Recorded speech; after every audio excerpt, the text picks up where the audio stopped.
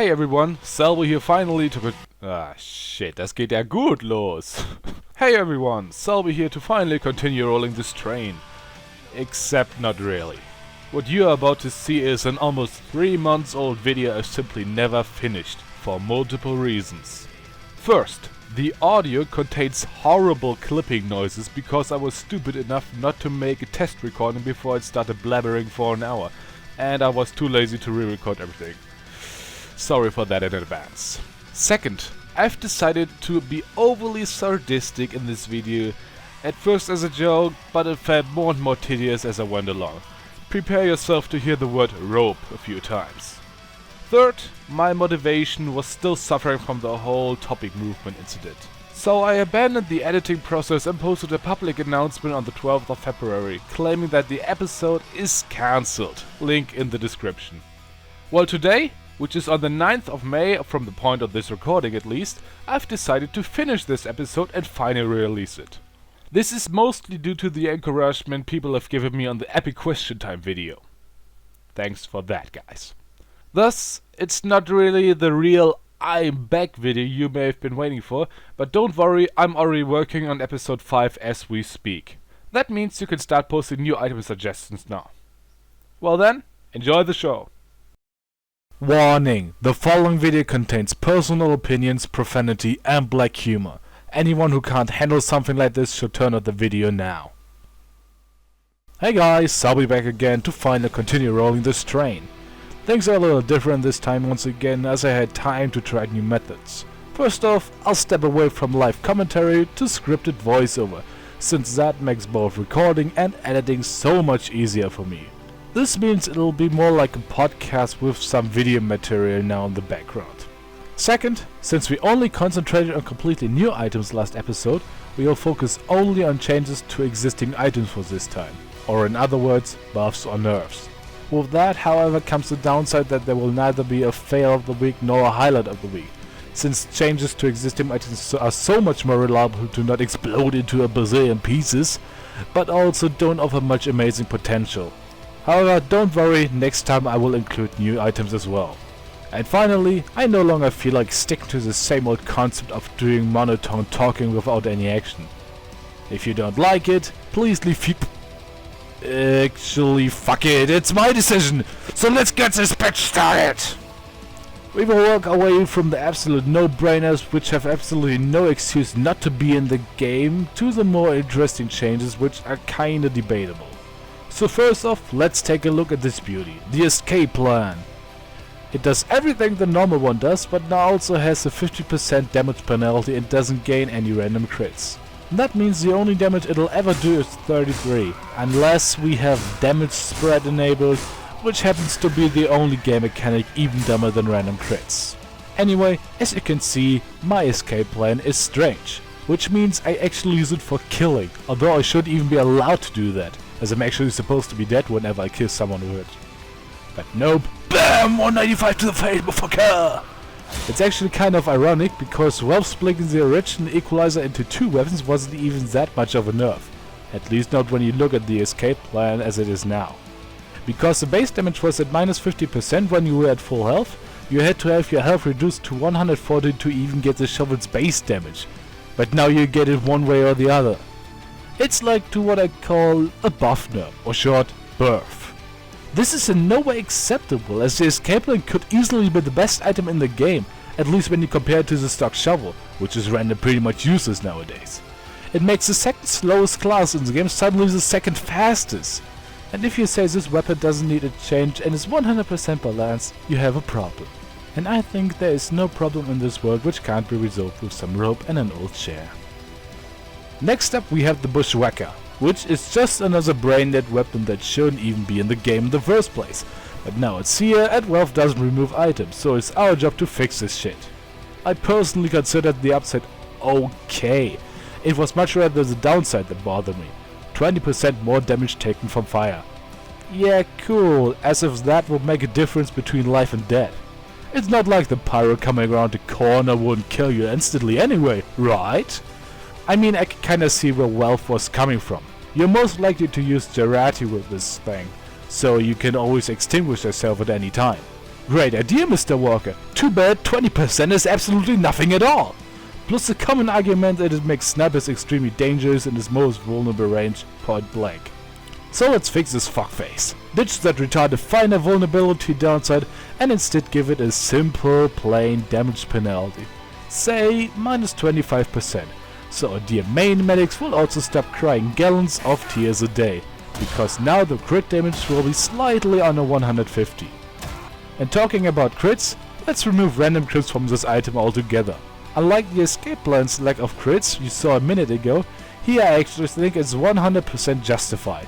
You get full critical hits on demand, so why the fuck would you still deserve to get random crits? You can't imagine how extreme my hate is when I get random critted by this weapon from a super extreme pro sniper, even though he missed his Gerati. So why the fuck does this weapon have random crits, god fucking Jesus? So once again, if you think the Bushwhacker doesn't need a change, remember you can buy rope in any hardware store, and you don't necessarily need a chair to do the job. Okay, for this one I won't tell you to rope and chair yourself, purely because I know for a fact that pretty much everyone in this world wants this to become truth. The Thompson is now a reskin of the Righteous Bison, by reintroducing the penetration attribute and removing these goddamn drain attributes. When Wolf removes the penetration attribute, I actually laughed. Like, out loudly. It was pretty much the only reason why this weapon was a somewhat effective weapon, combat-wise anyway. Now it's just a stupid gimmicky weapon that messes with his primary counters, a concept which shouldn't even have existed in the first place. There isn't much to add. The shotgun is a weapon shared by both soldier and engineer, so I don't see why they shouldn't also share the same laser weapon. And because of the stupidly large hitbox of them, you can still spam your way through the masses, which is especially useful for man versus machine. As you should all know, the Bison is one of the most favorable items there, so I don't see why the NG shouldn't get the same benefit. Okay, let's move on with our first non-no-brainer nerf, because I'm not 100% sure whether it's actually good or not, but I like the concept either way. Instead of that completely redundant afterburn damage penalty, the Degreaser now has a 75% shorter afterburn duration. This means it only does 15 damage in 2.5 seconds instead of 45 over 10 seconds. I like it. No, seriously, it's a really good attempt at fixing this way too good weapon. I mean, I don't think it's overpowered in itself that much, but come on, it kinda makes any other flamethrower kind of redundant now, doesn't it? Especially the stock one, which is pretty much underpowered nowadays. But we can't constantly try to fix a weapon that has been there since 2007 to put in a power of the Degreaser, because that would only be possible by making it able to do as much W plus M1 damage in the same time as you would to puff and sting someone with the Degreaser and the extinguisher. I use the Degreaser all the time, because it opens so many new ways of killing people. I don't think it's perfect, but it asks for very little for way too much in return. So, if we do the analysis, we can clearly see that it's meant for progressive and direct combat, while the stock flamethrower can also be used as a hit and run weapon. So this is actually a pretty good change, since it significantly reduces the time window in which you can smack someone with your extinguisher or crit shot with the flare gun. It also makes hit and run attacks kind of pointless, which I think is what this weapon was intended for in the first place. Well, yeah, the gas jockey set kinda promotes just that, but a weapon shouldn't be balanced around an item set, and you know that. So I think this should at least be considered to be an attempt to fix it. I like it, because it changes this weapon from passive progressive to progressive only, since it doesn't change the idea of puff and stinging. And if you take more than 2.5 seconds to pull off such an attack, you should get some rope immediately for complete idiocy and unworthiness to witness the might that is called Team Fortress 2 2013. So while we're already on the Pyro, let's talk about his most retarded weapon, and actually most retarded weapon of the entire game, the sharpened volcano fragment. It was retarded because, well, take a look. You're an insane arsonist with a motherfucking flamethrower in your hands, so why the hell would you need an axe to set people on fire when your primary is equally as effective, if not better? This is the main argument I have for this weapon, and probably for all other people as well. Whenever I see a pyro with this item equivalent, or even with trying to attack me with it, I actually feel sad. Sad that people were blinded by the awesome model of this item and didn't realize that what they were using doesn't make them any better, makes them look ineffective and retarded. Little trivial fact here, if you didn't know already, it was at first supposed to become an extinguisher reskin, which is way more than I could have asked for. But then Valve was all like, lol noob, let's slap pointless stuff on this thing just because it makes sense, but doesn't got to put it all to the game. What a way to waste such an amazing looking item. But here comes the problem. When fixing a weapon, you don't want something completely new. You want something that still kinda works like the original weapon, which in this case is setting people on fire. So let's build a weapon around that with this. 1,000,000% longer afterburn duration, which is equivalent to a little over 27 hours. So in other words, it must now be extinguished to be removed and can't run off by itself. On top of that, the afterburn damage is now 200% bigger, which means it does 9 damage per tick. Now of course this sounds completely overpowered and everything, but remember that you should also take other items into consideration. And in this case that'd be the extinguisher and, well, any flamethrower. This works much rather as a last resort weapon now, because posthumous kills are way more likely to happen now, and it makes escaping for the enemy incredibly difficult. For this weapon, more than any other fact, I'm interested in your feedback. How would you fix a weapon that is so terrible that it shouldn't even be in the game in the first place and doesn't contribute at all to it? Is this the right way to do it? But more importantly, would you use this weapon now as I have it here? Or is the extinguisher simply too good to be outclassed by anything? And finally, the Tomislav, which pulled in Natasha recently. From being completely overpowered, it went to slightly broken, stayed like that for a while, and now it has been nerfed to oblivion. Just like the Natasha. 10% faster spin-up speed means it now has a time difference of, wait for it, 0.087 seconds. I can't be the only one who thinks this is the most redundant thing ever done to TF2. Oh wait, that's a dumb question because I already know the answer. Whatever. So for this fix, the idea was to bring back the weapon to the original concept of having a faster spin-up time, but also taking some points from the real-world logistics standpoints into consideration. It was pushed back into the 40% faster spin-up time, 50% faster movement speed while deployed, which is similar to what I demonstrated in my first episode, silent killer as always, though I don't think that attribute makes any sense at all, but finally the downside, minus 25% bullets per shot.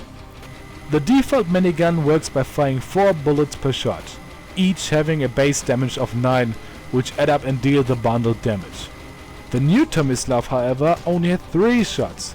Effectively, that means it now has a 25% damage penalty. But on the other hand, it no longer has a fire rate penalty, which was 20%, so the theoretical damage per second is just a little lower than before. That's also the reason why the slowdown on spinning up is now a little reduced. Quite honestly, I'm not sure this fix is good or not. Right now, there is no reason to use the Tomislav. The silent spin-up was never that important to make a difference. Not to mention it took Valve over 1 year to fix an attribute breaking bug, which is just pathetic, and Valve time isn't even an excuse here. And as I've already explained, the increased spin-up speed doesn't make any difference. But this fix makes the weapon more interesting, but it kinda moves it back to the problems of the old Tomislav, the increased spin-up time. The concept is there, and trying to find ways of fixing the weapon with that in mind is very difficult. Once again, it's a weapon that should have never been existed. And come to think of it, the entire Uber update shouldn't have existed, because it was full of gimmicky, imbalanced or plain broken shit Valve didn't fix to this day, and probably never will. And under normal circumstances I would now anally abuse the abomination that is a soda popper. Metaphorically spoken, of course. Unfortunately, the hype attribute is hard-coded and could only be removed by removing the entire weapon. But wait, I have an idea that fixes this problem and everyone will be happy. All we need is a little unwearer attribute to be added to this item. But well, that does it for episode 4, finally after a few weeks back and forward with the entire phone drama. I'm Selbi, and I'm not gonna eat a banana now. Bye!